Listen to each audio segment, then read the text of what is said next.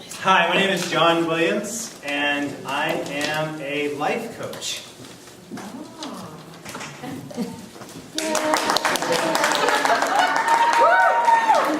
Seriously, that's the first time I've ever been applauded for that. Usually it's like crickets. And you can imagine how well that goes over at dinner parties, right?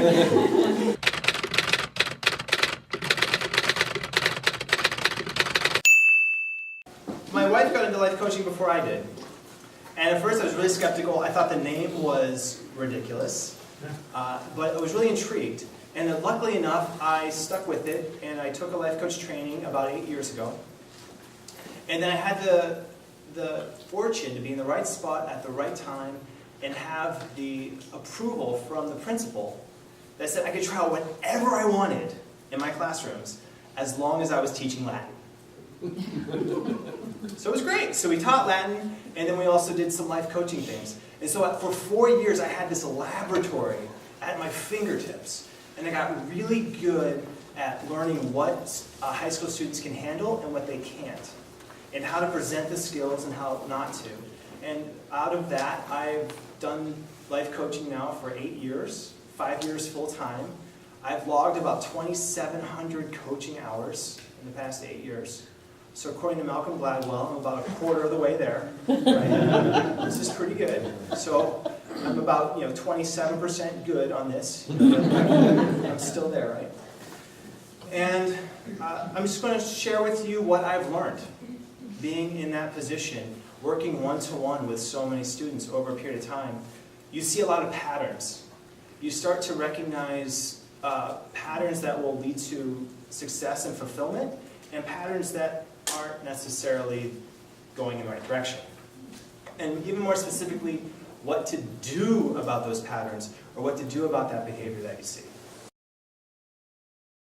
And we make them all the time about ourselves, about other people, and a lot of life coaching is uncovering those assumptions that we have made that are sometimes so close to us that we don't understand or see that we're even making them, and questioning them, bringing them out and saying, is this really true? It reminds me of a story of a student I didn't work with, but he's one of the students I am so inspired by this story. It's literally amazing. Have any of you heard of Ben Underwood? He was a student. He lived in, I believe, California. Unfortunately, he died from cancer. He was 18 at the time. And Ben was born a normal kid. And his mom, Aquanetta, was a wonderful mom. And around a couple weeks shy of his 3rd birthday party, she saw this thing in his eye. And the mom took him to the doctor, and it turned out that he had cancer. He had a cancer in his eye. And they gave him chemo for a while. And it really wasn't helping that much. And he's around 3, and she faced a terrible decision.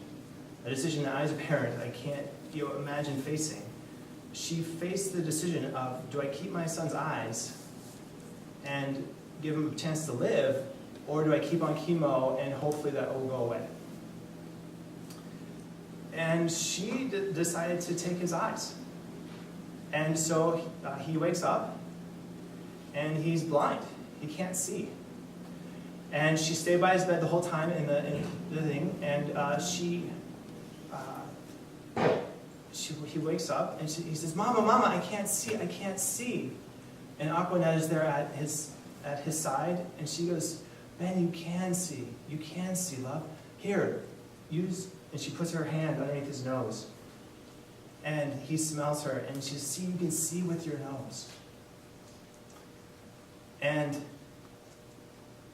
then she goes really close, and she takes his hand, and she says, see, you can see with your hand. She puts his hand on her face and says, you can see with your hand.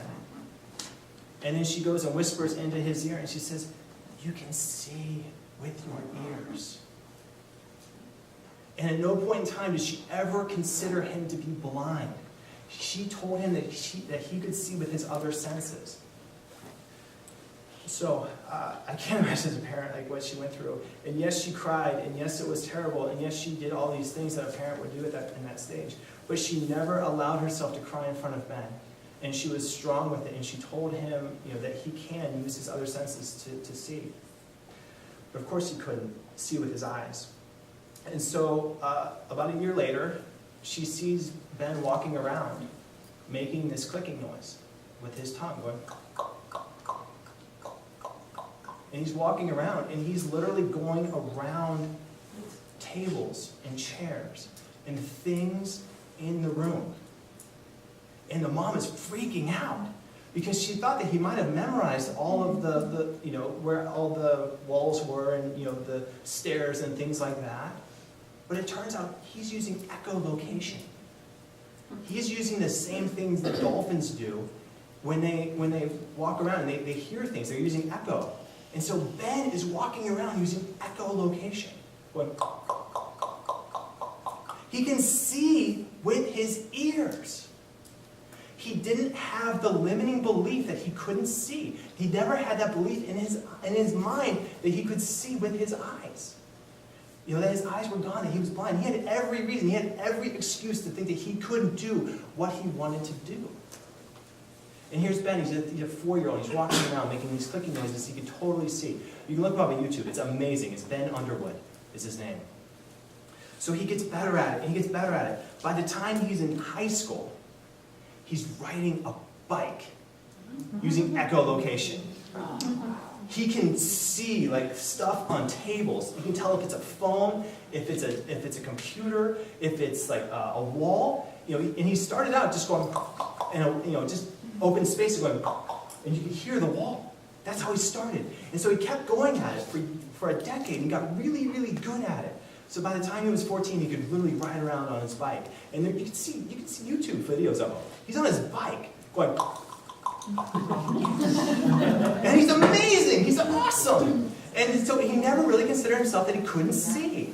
And then one time his mom said, he's complaining to his mom. He said, Mama, I can't see. He's a teenager. And his mom's like, what are you talking about? You can see better than anyone here. What happens if the lights go off and all of a sudden everyone's going to be following you? And it's true. It's the same thing in our own lives. We each have beliefs that we consider to be true, but they simply aren't true. You have to question.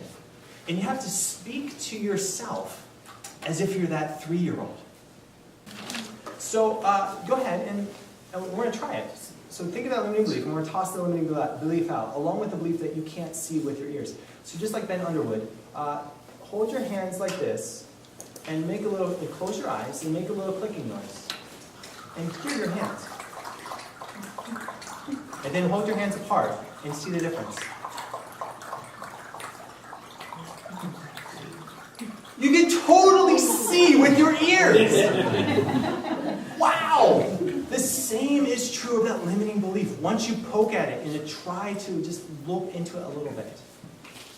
It's been such a pleasure presenting to you today. I'll be here for question and answer. I have books for sale. I'll sign them. They're inexpensive. They will change your life. It's a bargain.